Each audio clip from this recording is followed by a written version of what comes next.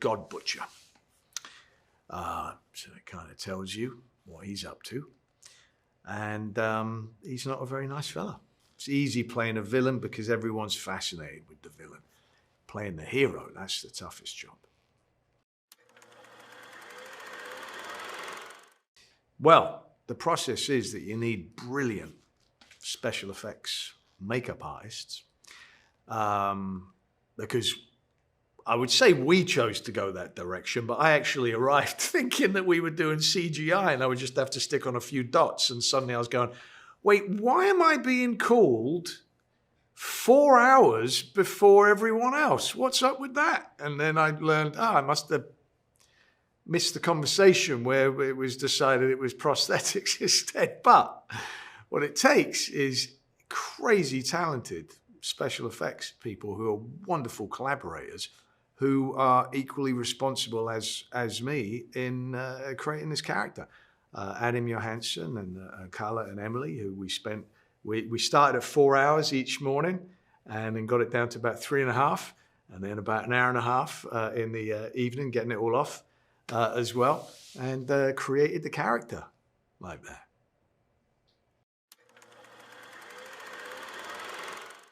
Taika is a unique individual, which you need in any director. You're looking for a new and interesting point of view, and he certainly has that. He's a funny bastard, and he did a lot funnier stuff than was allowed to be in the film, in my opinion. But we must remember we're making a family-oriented film. We did a lot scarier stuff and weirder, creepier stuff as well. But that's the nature of film. A lot of that ends up on the cutting room floor.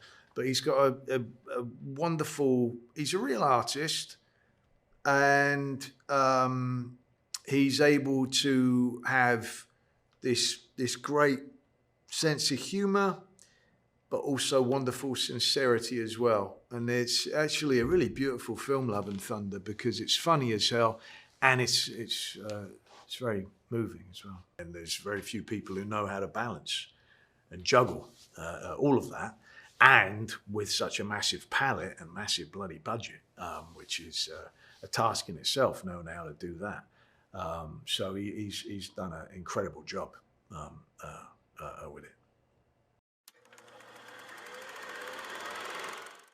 Dynamite, you know, I mean, what a cast, such talent with Chris, who's just a wonderful bloke and just, you know, just sort of humiliating to be around him constantly. And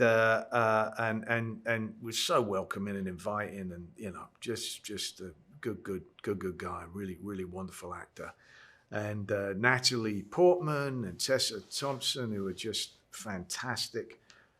As well, Taika really created just a really good cast, and everybody else who I'm not mentioning as well. I got to work with Peter Dinklage. That's not in the final film, but I got to work with him. He's fantastic. I got to work with Jeff Goldblum. He's not in the final film either. As you see, lots of stuff ends up on the cutting room floor, even though it is beautiful, brilliant stuff.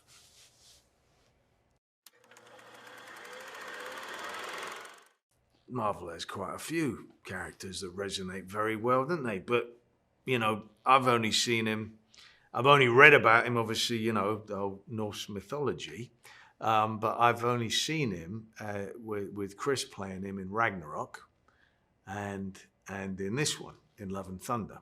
I haven't seen the others.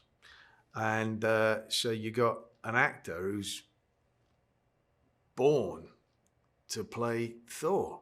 Who else could do that? You know, he's a beast of a man, but one of the kindest men you'll ever meet, and just kills it. He is magnificent as this character.